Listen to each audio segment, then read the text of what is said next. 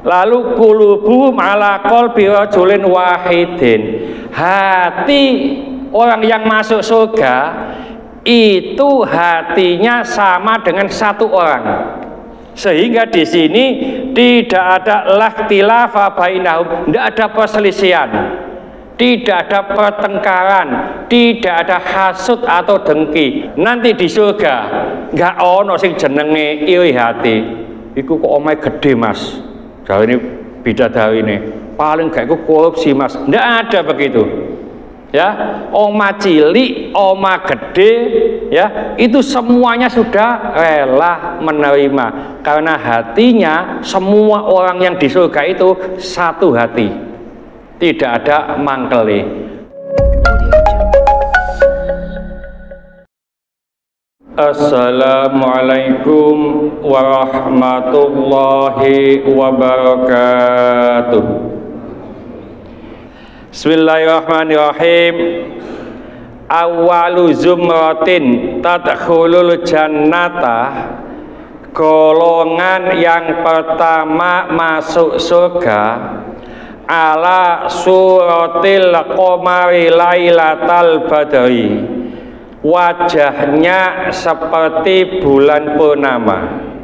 Walladzina ala atharihim, dan orang-orang yang di belakangnya ka'asyaddi kaukabin duriyin fis sama'i idoatan, itu seperti bintang-bintang yang bercahaya, bintang-bintang yang berkilau di langit.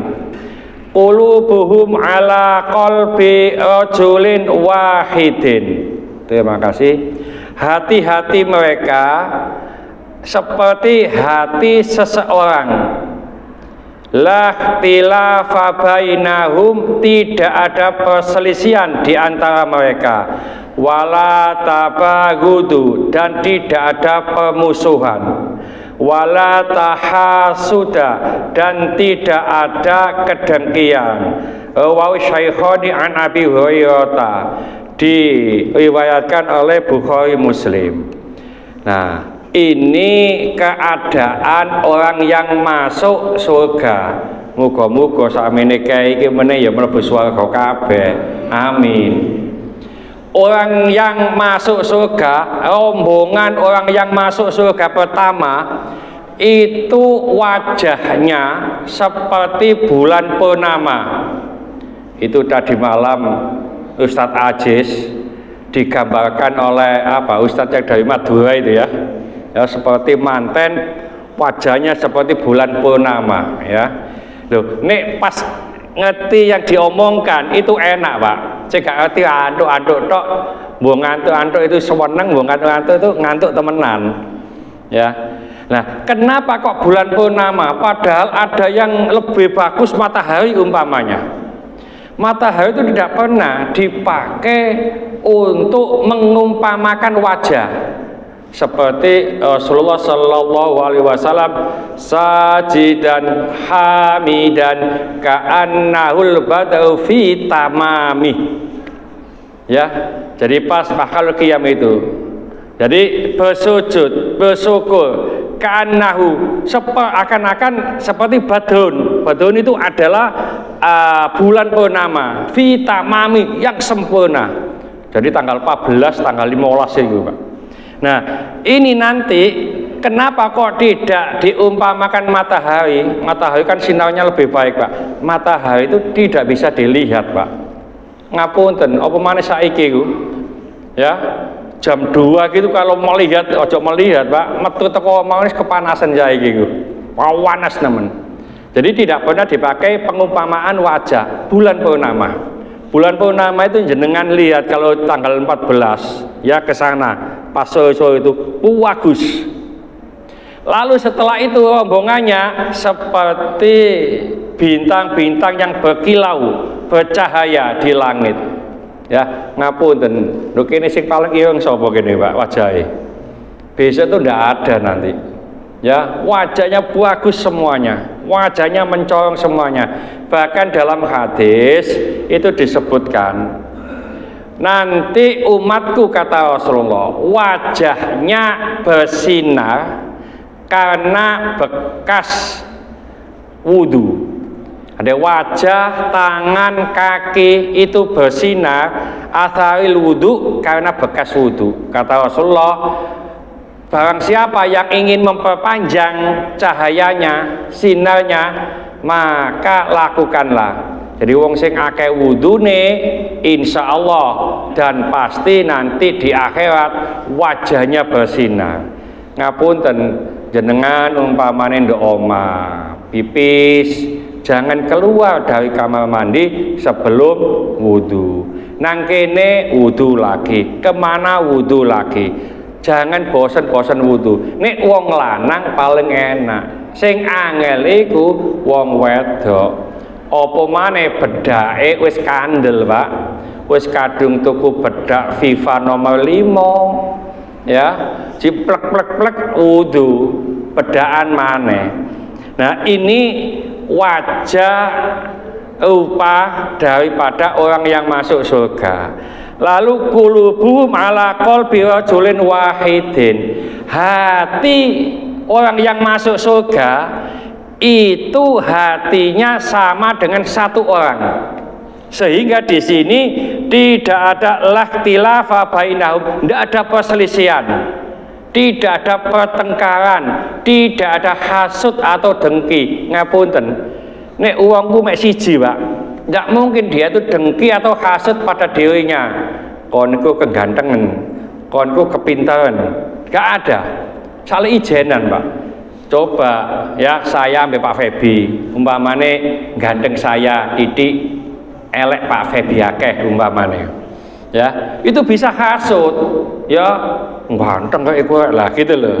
Kaya juga begitu. Ngapunten, makane sering kita dengar, sering kita alami, nek ono mobil hartono, ya itu berhenti di depan rumah kita, ngedono kulkas gede, Pak, pintu 18. Ngono ku biasane tangga-tangga iku ngintip-ngintip, Pak. Ya. Jadi ngintip-ngintip karena apa? Kedengkian. Sepeda motor NSC tadi ya, gede ya. Kita masukkan rumah, tuku wanya. Tangga iku ya tolak-toleh. Engko ana wulan ada orang nggawa emap, tonggone seneng, dijabut kon, kredit soalnya gitu ya. Padahal oleh hadiah. Kenapa? Karena hatinya beda, Pak. Jadi sekian banyak orang ini hatinya beda-beda, niatnya beda-beda, keinginannya beda-beda, mungkin punya hasud, ya, ada nggak sama, keinginannya nggak sama, pasti tidak bisa bertemu. Ya, jangankan kita sama orang lain, sesama saudara itu loh, Pak, saudara kandung itu beda, keinginannya beda. Karena apa?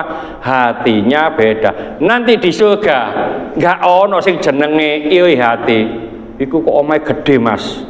Jauh ini bidadari ini paling gak iku korupsi, Mas. Nggak ada begitu. Ya, oma cilik, oma gede, ya itu semuanya sudah rela menerima karena hatinya semua orang yang di surga itu satu hati, tidak ada mangkeli. Lho ngono ku umpamane nduk kene ngono ya antarane enak lho, Pak ya.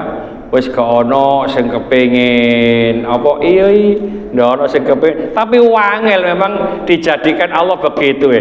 Nek gak ngono, sebabnya apa? Di apa surga itu hatinya jadi satu, tidak ada dengki. Ngapunten, iblisnya gak ono nduk swarga, Pak. Iblisnya wis nduk neraka wisan. Ya, jadi tidak ada yang menggoda. Nah sekarang itu kan ada yang menggoda, ya. Ngapunten, iblis itu kan hanya provokator. Iblis itu enggak ganggu. Dalam Quran itu disebutkan godaan setan itu sangat lemah terhadap kita, ya, dhaifah. Tapi karena kita itu pemicu, maka setan ini menjadi provokator yang handal. Oleh karena itu, mudah-mudahan kita semuanya bisa masuk surga nanti. Nah, orang yang masuk surga itu diantaranya hatinya harus bersih, ya, tidak punya iri hati dan seterusnya, ya. Ada pertanyaan mungkin? Ya, monggo. Waalaikumsalam warahmatullahi wabarakatuh. Ya.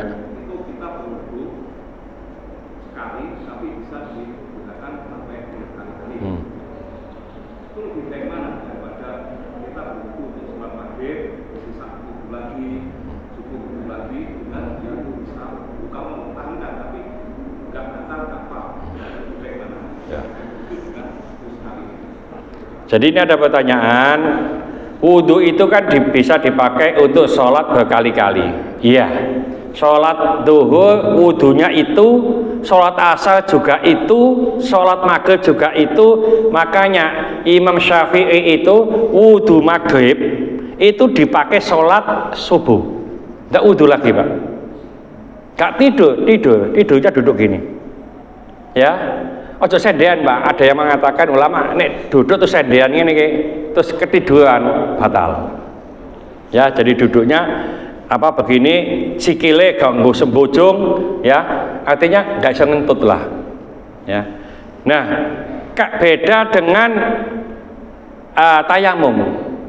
Tayamum itu satu kali tayamum hanya untuk satu kali sholat wajib.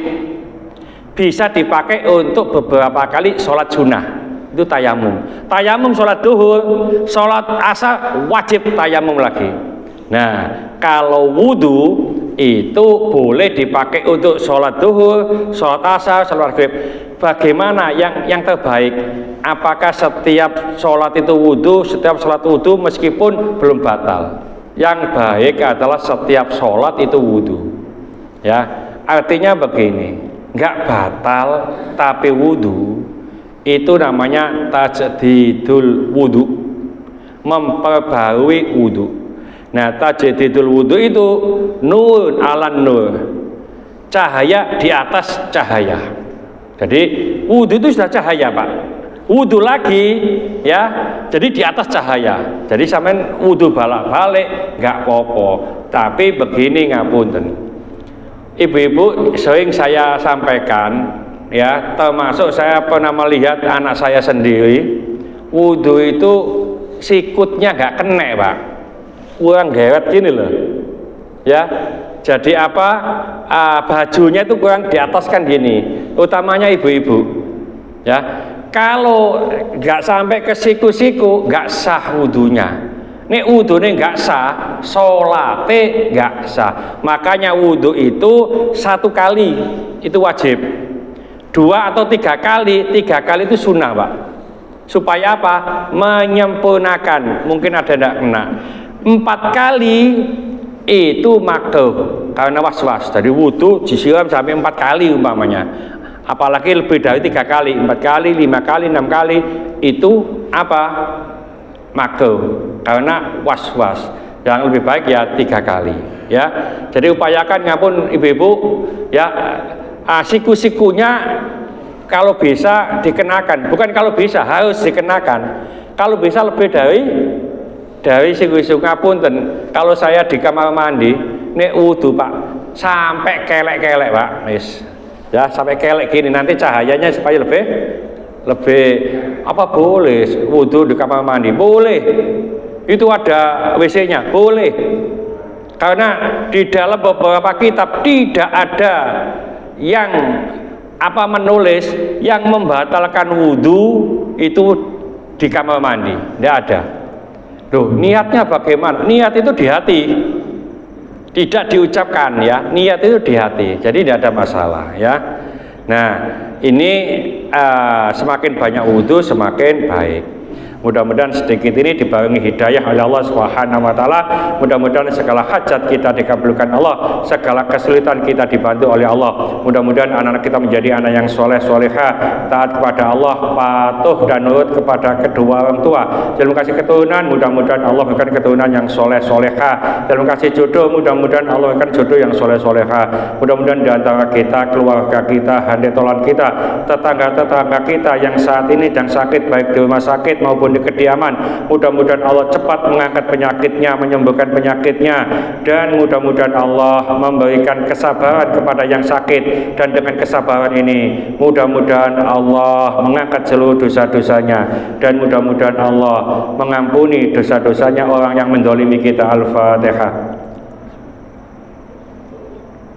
Bismillahirrahmanirrahim. Wal asri innal insana lafi khusrin illa alladziina amanu wa 'amilus sholihati wa tawassaw bil haqqi wa tawassaw bis sabr. Subhanakallahumma wa bihamdika asyhadu an la ilaha illa anta astaghfiruka wa atubu ilaik. Wassalamualaikum warahmatullahi wabarakatuh.